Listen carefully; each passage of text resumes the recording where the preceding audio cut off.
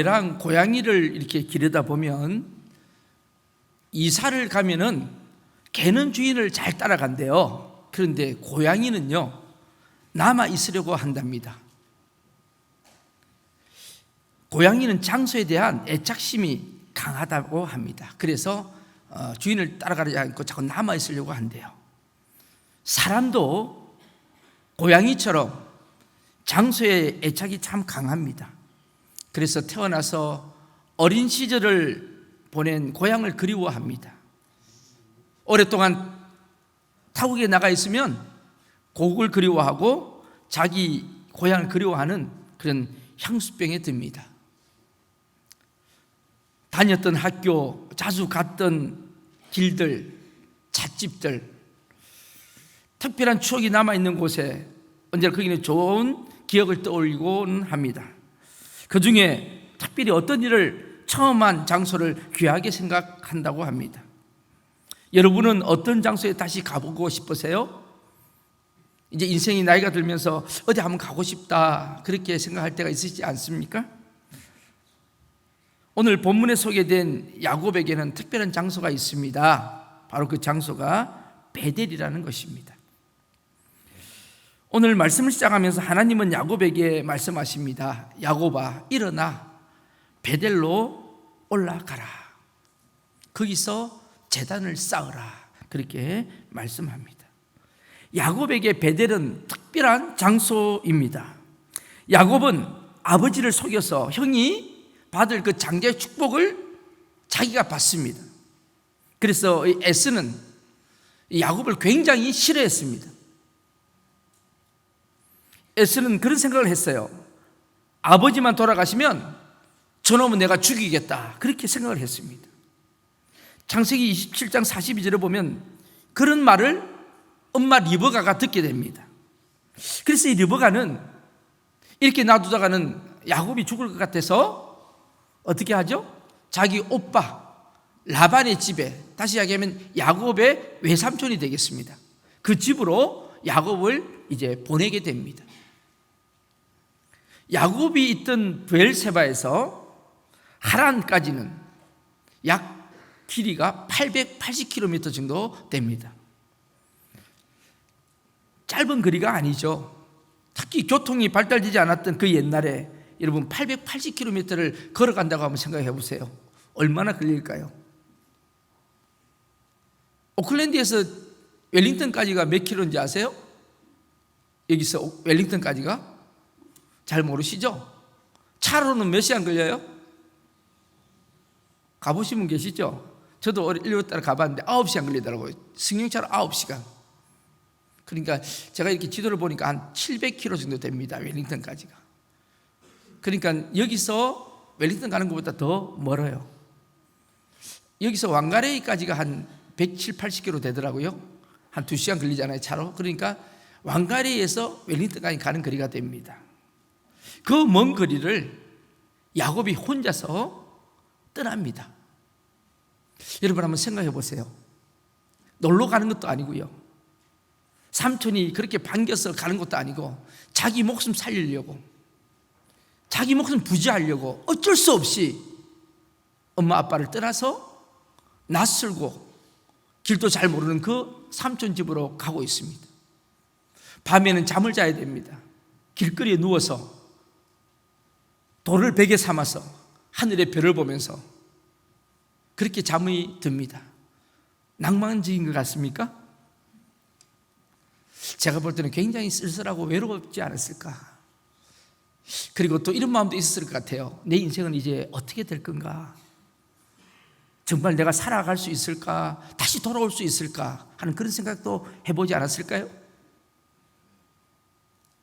여러분은 그런 생각 안 해보십니까? 먼 타국 땅에서 내 인생의 앞으로 살 길은 삶은 어떻게 될까? 야곱은 그날 밤에도 외롭고 힘든 몸을, 지친 몸을 이제 이끌고 잠이 들었던 것 같아요. 잠이 들었는데 갑자기 하늘 문이 열리며 사닥다리가 내려옵니다. 그러면서 하나님의 음성이 들립니다. 야곱아. 눈을 떴더니 하나님께서 말씀하십니다.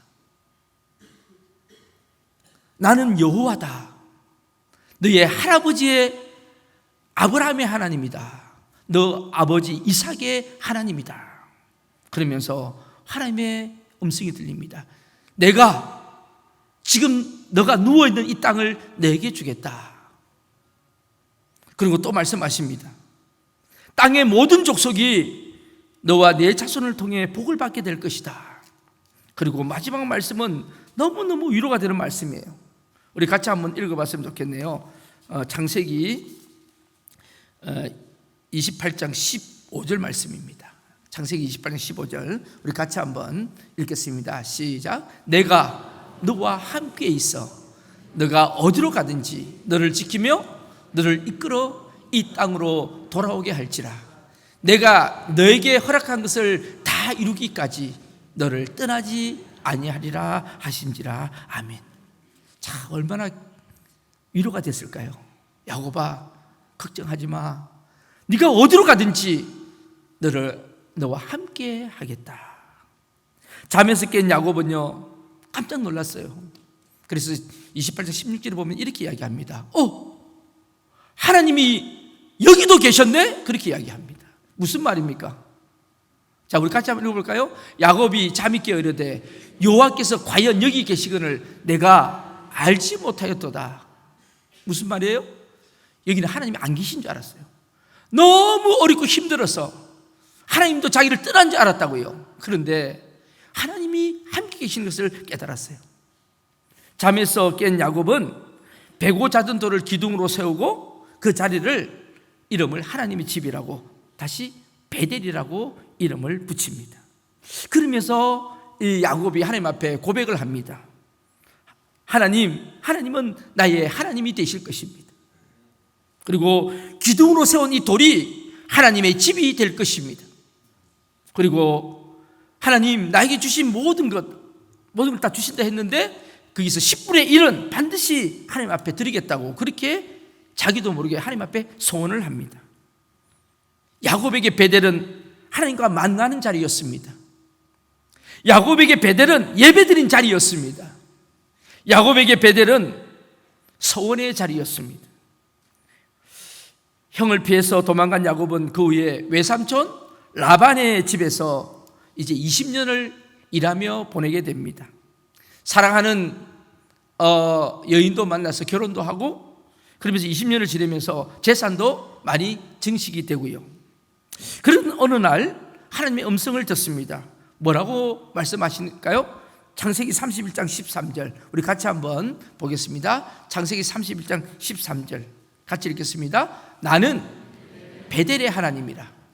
내가 거기서 기둥에 기름을 붓고 거기서 내게 서원하였으니 지금 일어나 이곳을 떠나서 내 출생지로 돌아가라 하셨느니라. 이제 자기가 잃어버렸던 꿈들, 그 꿈을 하나님이 이제 알려주십니다. 하나님의 음성을 들은 야곱은 가족과 재산을 이제 정리해서 라반 삼촌의 집에서 떠나게 됩니다. 양털을 깎으러 나가 있던 라반은 야곱이 떠났다는 소식을 듣고 3일 뒤에 이 소식을 듣고 급히 집으로 돌아옵니다. 그러면서 생각합니다. 2년을 산 것도 아니고 20년이나 살았는데 이 괘씸하게 내 딸들까지 다 아내로 삼아줬는데 도망갔다고 그렇게 오해를 하고 이제 야곱을 뒤쫓아옵니다. 밧닷 아람에서 야곱이 있는 길라앗산까지는 약 480km 되는 그 거리를 라반은 형제들과 함께 7일을 따라 야곱을 쫓아옵니다. 뭐하러 왔을까요? 야곱을 아마 해하려고 오지 않았을까요? 그런데 창세기 31장 24절에 보면 놀라운 일이 벌어집니다. 자, 우리 같이 한번 읽어볼까요? 하나님께서 라반에게 이렇게 말씀하십니다. 같이 읽어볼게요. 밤에 하나님이 아람 사람 라반에게 현몽하여 이르시되 너는 삼가 야곱에게 선악간에 말하지 말라 하셨더라. 이게 무슨 뜻이냐면 쉬운 성경으로 보면 이렇게 돼 있어요. 조심해라. 좋은 말이든 나쁜 말이든 야곱에게 아무 말도 하지 말라. 이렇게 이야기하는 겁니다. 무슨 뜻이죠? 그냥 야곱을 보내주라는 겁니다. 건들지 말라는 거예요. 사랑하는 성도 여러분, 하나님께서 하나님 뜻을 행하는 사람을 보호하십니다. 믿으십니까? 하나님은 야곱이 베델에서 한 기도를 기억하셨습니다. 그래서 틈틈이 야곱의 인생에 개입하셔서 인도하시고 계시는 겁니다. 오늘 이 아침에 나는 혼자야, 아무도 없을 것 같아, 아무도 도와주는 사람이 없어, 그렇게 생각하는 분들이 계시다면 하나님께서 여러분이 주셨던 꿈을 생각해 보시면서 한번 하나님의 개입을 경험하시기를 축복합니다. 이제 야곱의 위험은 거기서 끝나지 않았어요. 두 번째 위험이 닥칩니다. 어떤 위험이죠? 잘 아시죠? 20년 전에 자기를 죽이겠다 했던 형 에스가 이제 사람들을 데리고 지금 야곱에게 오고 있다는 그런 정보를 받게 됩니다. 야곱이 또 걱정이 생겼어요. 인생이 그런 것 같아요. 한 곱이 넘으면 또 다른 걱정이 있고, 또 한 곱이 넘기면 또 다른 걱정이 있고, 그렇죠? 이제 됐다 싶으면 또 다른 것이 우리를 괴롭히고 있지 않습니까? 야, 이번에는 만만치가 않아요. 형 에스가 수많은 사람을 이끌고 오고 있다는 거죠. 자기를 죽이려고 오고 있던 거죠. 그때 야곱이 어떻게 합니까? 자, 야곱의 이 처세술을 한번 보세요. 형한테 먼저 선물을 보냅니다.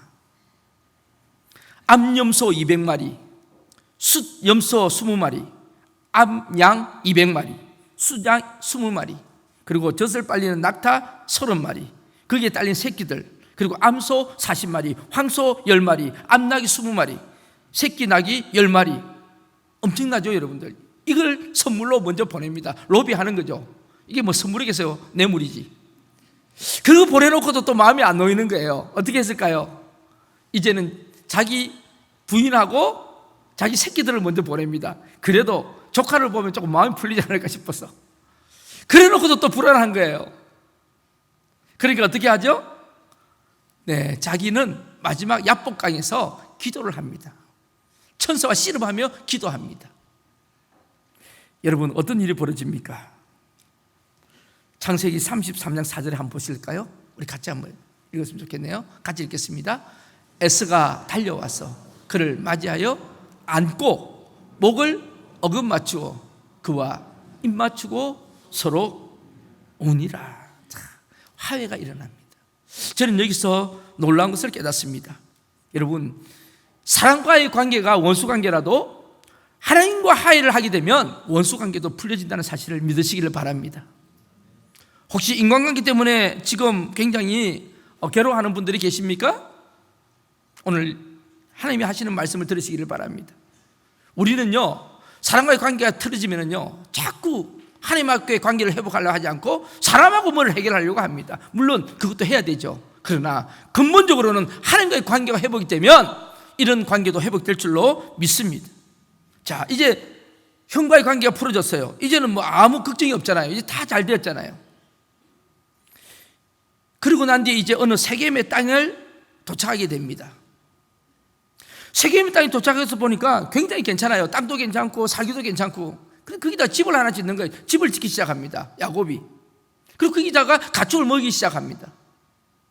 여러분, 인간이 이래요. 그 위기가 다 지나가고 난 뒤에 하나님이 베들로 올라가라고 분명히 이야기했는데 야곱은 잊어버리는 거예요. 그 약속을 잊어버린 거예요. 그리고 그 세겜 땅이 좋으니까 여기가 좋사오니 그리고 거기 주저앉아 버린 겁니다. 인간이 이렇다는 것을 여러분 아시기를 바랍니다.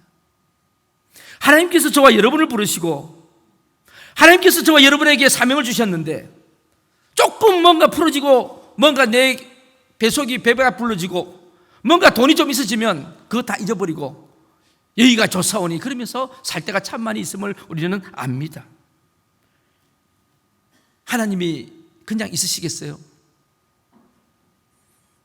야곱이 정착하려고 했던 거기 세겜에 문제가 생깁니다. 오늘 그게 바로 34장에 있는 오늘 직전에 있는 내용이에요. 자기 딸이 하나 있었는데 그 딸 이름이 디나입니다. 디나. 이 디나가 그 가나안 족속 부족에게 가서 친구 사귀러 나갔던 거예요. 나갔는데 하몰이라고 하는 추장의 아들 세겜이 이 디나에게 한눈에 뿅 가버린 거야. 그냥 너무 예뻐. 그래서 이 디나한테 접근을 한 겁니다. 접근만 하면 좋은데 그 디나를 강제적으로 데려가서 성폭행을 해버립니다. 급탈을 해버립니다. 이 이야기를 듣고 야곱의 아들이었던 디나 오빠죠? 레위와 시몬이 화가 난 거예요. 그래서 어떻게 합니까? 그 집에 가서 그 가족들을 모두 다 죽여버립니다. 그 죽여버리고 돌아오니까 이제 소문이 나기를 그 가나안 족속들이 모여가지고 저놈들이 이방인들이 와서 우리를 죽였다고 그렇게 하면서 이제 결집을 해가지고 야곱의 집을 오기를 시작합니다. 이 이야기를 야곱이 듣는 거예요. 자, 여러분, 위기죠? 야곱이 자기 아들 레위와 시몬에게 엄청난 화를 냅니다.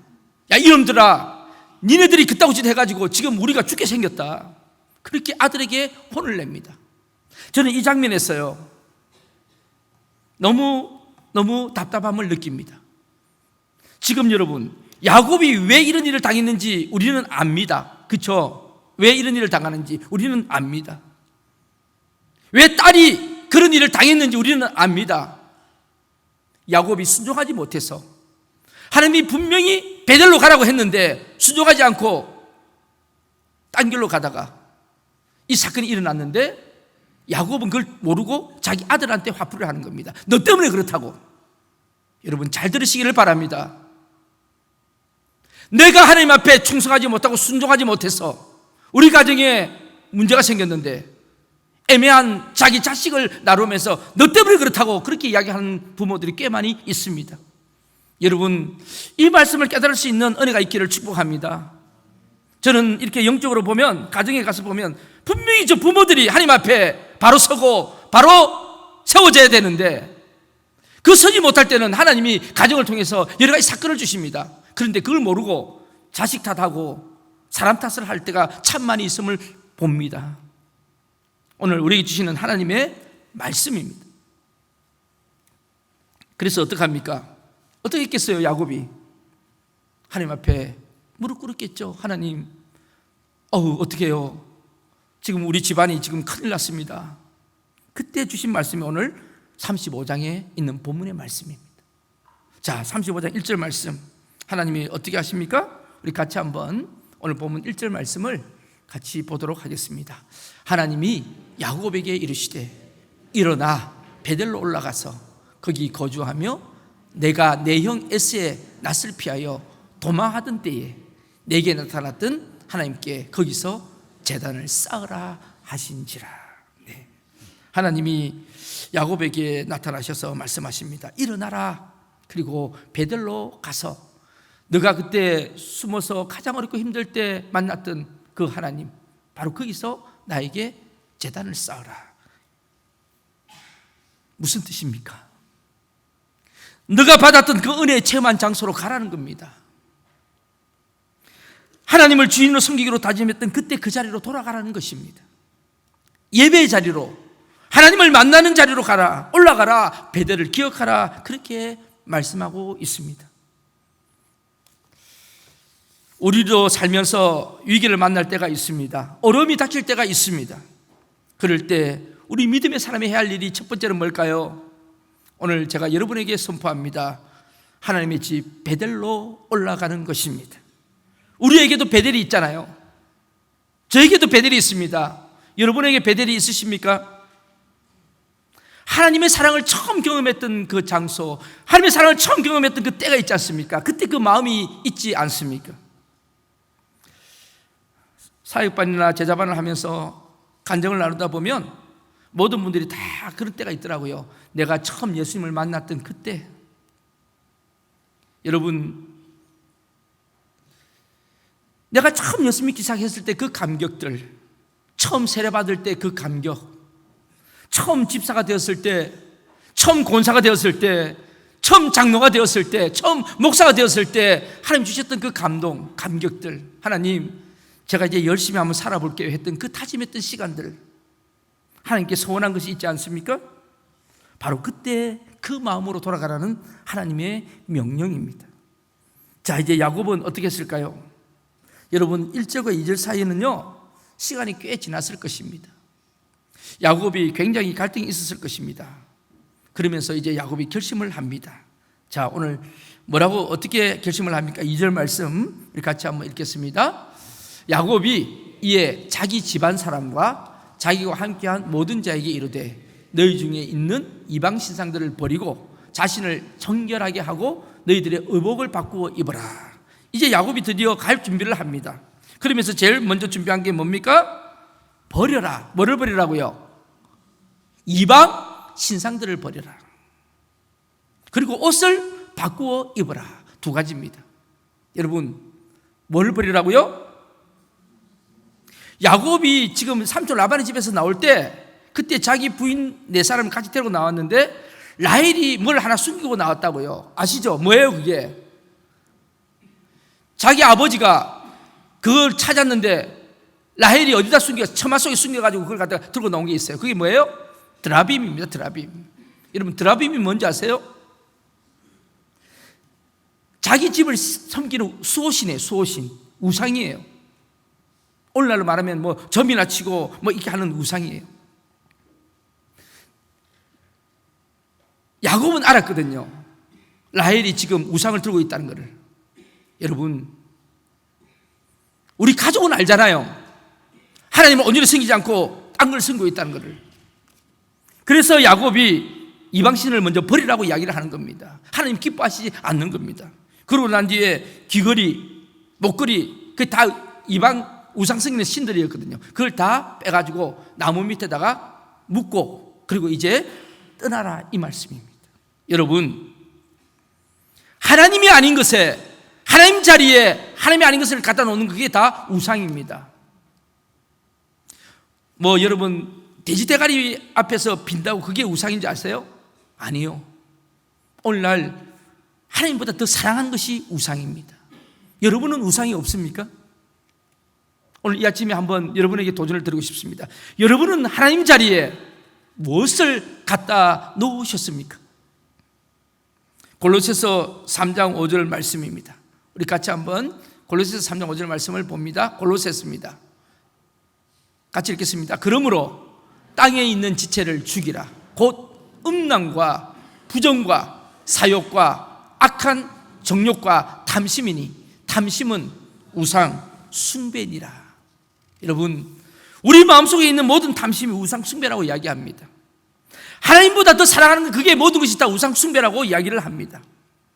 하나님의 집 베들로 올라가기 위해서는 내가 주인 삼은 모든 것을 내려놓고 하나님보다 더 사랑했던 것을 내려놓고 가야 한다고 성경은 말씀하고 있습니다.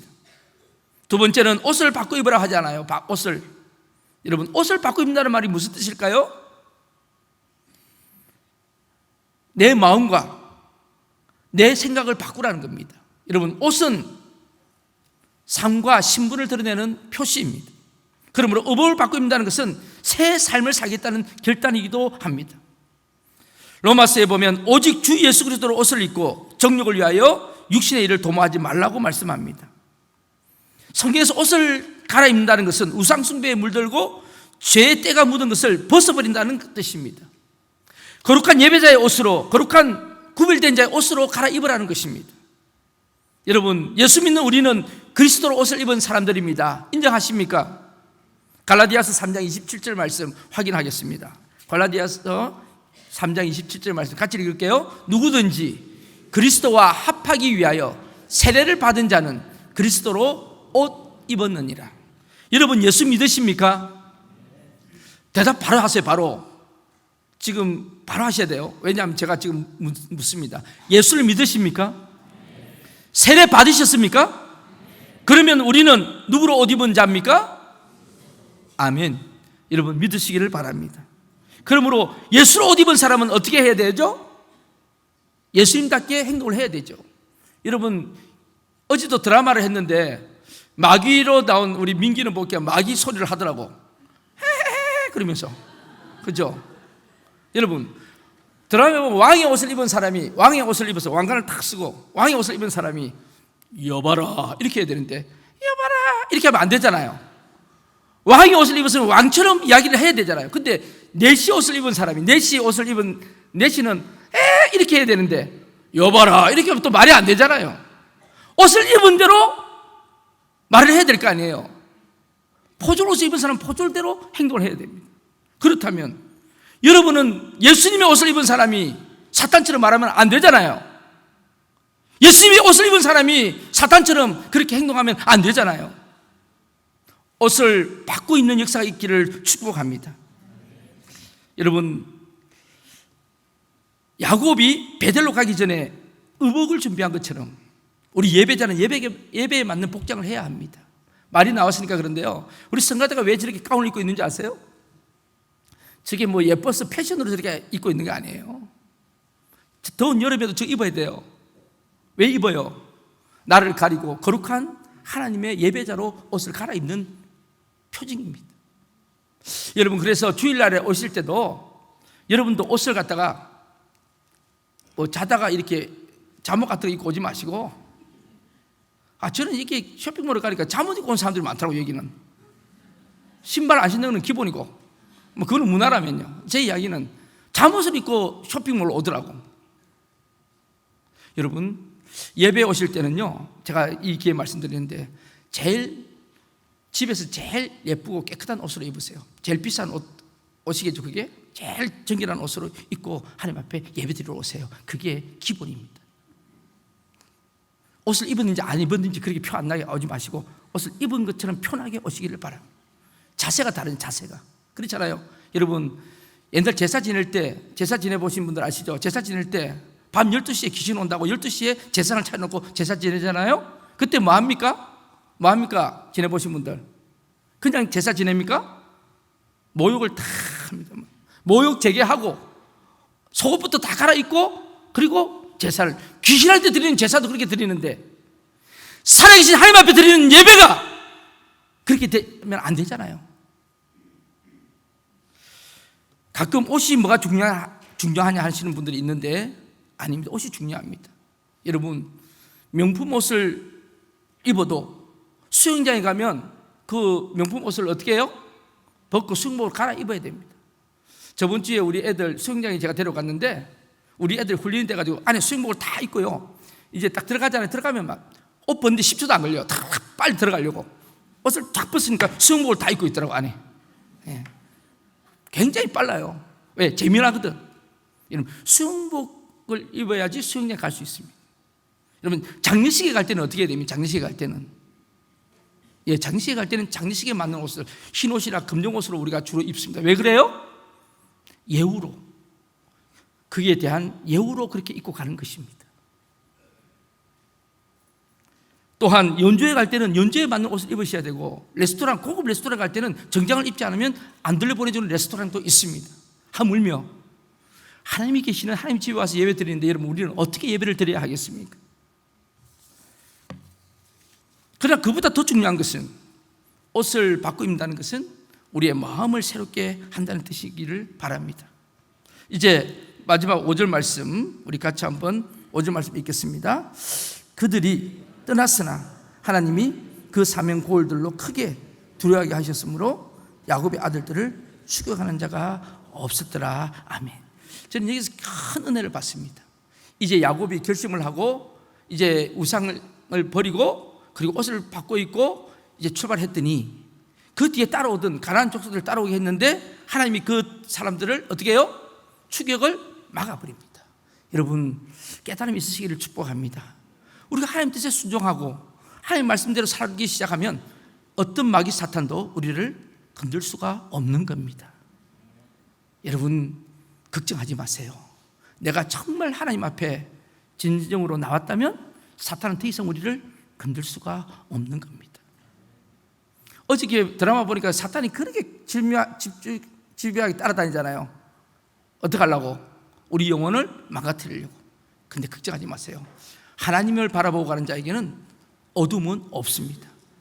여러분, 테스트 해보세요. 오늘은 지금 날씨가 이래서 그런데 태양이 비춰지는 날, 태양을 향해서 이렇게 서보세요. 태양을 향했으면 그림자는 어디 있어요? 항상 뒤에 있습니다. 그런데 태양을 보고 태양을 등지고 서면 그림자가 어디에 있어요? 내 앞에 있습니다. 여러분, 영적으로도 마찬가지입니다. 예수님은 생명의 빛이십니다. 예수님을 바라보면 모든 걱정 근심은 다 뒤에 있습니다.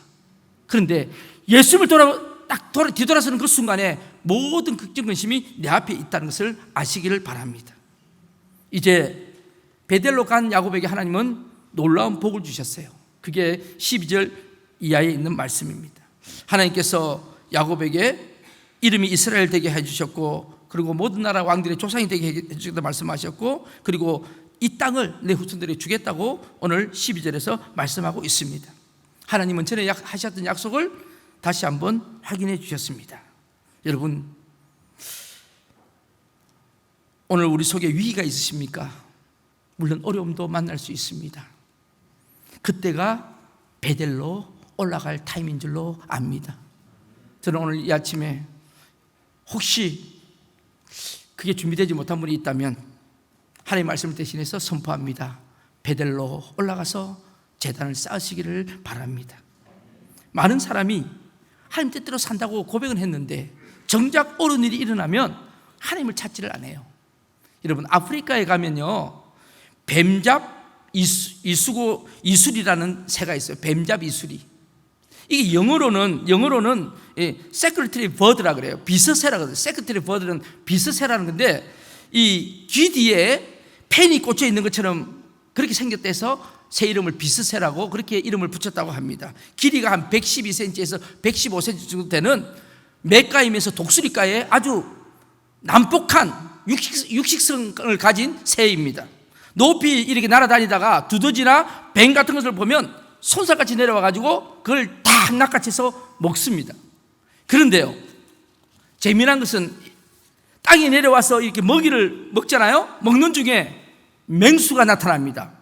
맹수가 나타나서 자기를 이렇게 공격을 하려고 그러면 이 새가 특징이 뭐냐면 날지를 못해요. 갑자기 나는 것을 잃어버린대요. 자기가 날 수 있는, 날아가 버리면 될 건데 못 난대요. 그래가지고 어떻게 해요? 막 뛰어간대요. 여러분, 새가 뛰어봐야 얼마나 뛰겠어요. 그래서 결국은 맹수한테 잡아먹혀버린대요. 그게 뱀잡 이술이라고 하는 새입니다. 저는 이 이야기를 들으면서 우리도 마찬가지입니다. 하나님은 우리에게 믿음의 날개를 주셨습니다. 그렇죠? 하나님 우리에게 능력의 날개를 주셨어요. 그런데요, 너무나 안타까운 것은요, 밥 먹을 때는 기도를 잘해요. 밥 먹을 때는. 그리고 또 뭐 여행할 때도 기도하시고 뭐 할 때 기도 잘해요. 그런데 정작 어려운 일이 있을 때, 뭔가 기도해야 할 때 그때를 기도하지 않으시더라고요. 참 이상하더라고. 마치 이 뱀잡이 이슬이처럼 날아가야 되는데 날지 않고 그냥 쫓아가고 있어. 여러분, 하나님 앞에 기도하고 하나님 앞에 순종해야 할 때는요, 안 해요.